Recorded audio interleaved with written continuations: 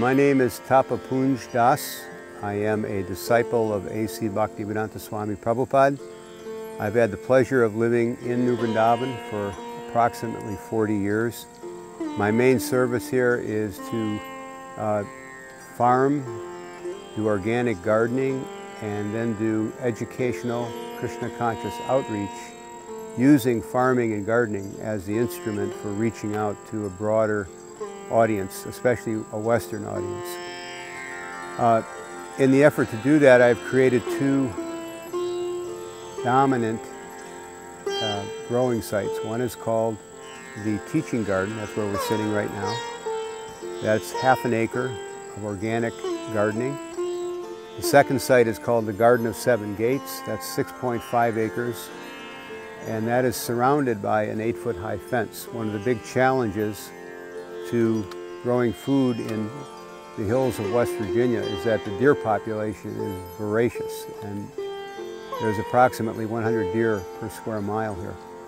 So the approach that we've taken to try to grow things without hurting the deer is to create a large 8-foot high fence around that garden.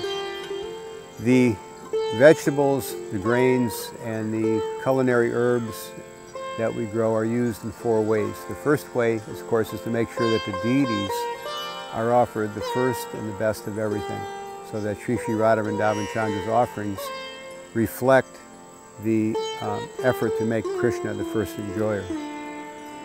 The second destination of that food is to make sure that the devotees living in the mandir, in the temple itself, are eating fresh and organic. The third destination is to see that the grihastas, the householders who live on the edge of New Vrindavan, have an available source of organic produce that's affordable. So that's kind of our motto, is to make organic affordable. And the fourth destination is to take our surplus produce into the local metropolitan Wheeling and Moundsville area and freely distribute it to the soup kitchens and the food pantries throughout the area. So once, or very often twice a week, we'll take a box and boxes of organic vegetables. And as a result, we've created a educational outreach program in Wheeling called Green Wheeling Alive. And we've partnered now with churches, social service agencies, low-income housing projects. We put gardens in abandoned lots. And we have now a network of about 22 garden projects throughout the greater Wheeling area. So the flagship for that expansion of New Vrindavan's own farming, the Green Wheeling Alive project, makes a great opportunity to bring people here for workshops. In the last 2 years, we've conducted about 30 workshops, about half of those in Wheeling itself, the other half here. And besides just teaching the ABCs of organic farming and organic growing, we also link the issue of spirituality to sustainability. By the grace of Srila Prabhupada,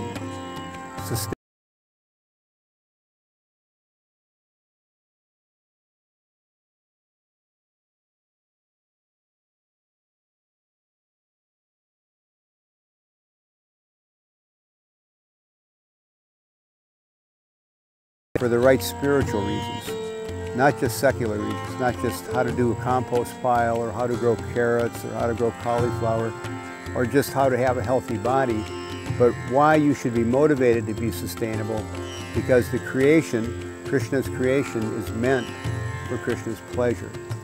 So that's a big challenge, because we're in an area where people are not generally used to eating healthy food. So to introduce those gateway foods that are green, wholesome, and transformational to help people make a transformation to healthier eating is a stepping stone towards the mode of goodness. And in that effort to bring people up to a higher level of eating and consciousness, then you can begin introducing Krishna consciousness to them. By way of example, I recently did a workshop at a large university entitled "Bad Karma is Not Sustainable," subtitled "Farming as if your next life depends upon it." In the audience of 100 people, I made the point that for a farming model to actually be sustainable, it not only protects the land from degradation, such as erosion or demineralization, it not only protects the water from runoff toxic chemicals or groundwater pollution, but besides protecting the land, besides protecting the water, it also has to protect the farmer, he or she, from karmic vulnerability. If in fact you're learning to farm and it involves the taking of life unnecessarily, there's a karmic component to that. And most people who are actually involved in sustainable agriculture or the local foods movement or organic eating like that are progressive enough to understand that there is such a thing as karma.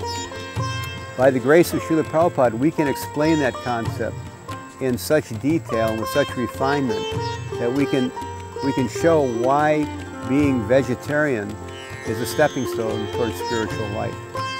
And that's a very exciting field of preaching. I know in America, 1 out of every 200 teenagers is now a vegetarian. So there's a growing demographic of young people, especially, who are moving towards a much more holistic diet. And therefore, Krishna consciousness fits perfectly with explaining why you should be motivated to do that beyond just keeping the body healthy.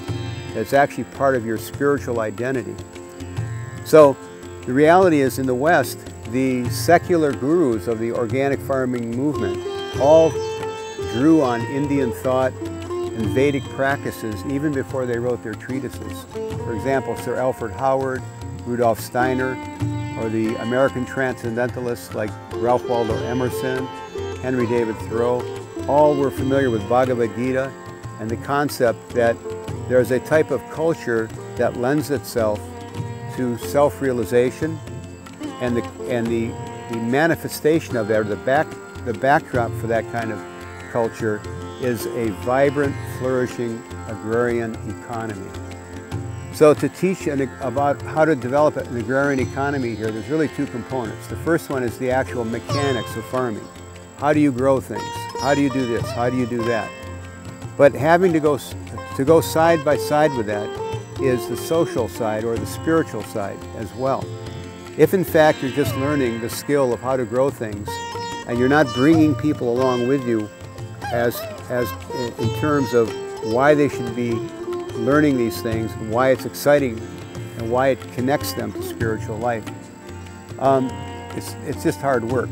Farming is very hard work. It takes a lot of mental discipline and it takes a lot of physical stamina to do farming. So Chanakya Pandit, the great Brahmin advisor of great Vaishnava kings, he pointed out that farming is actually done by 5. That 5 people, or more accurately, farming is something that's shared in a village-like setting. And that's what makes it exciting, it makes it Krishna conscious, and as the saying goes, many hands make light work. Hare Krishna.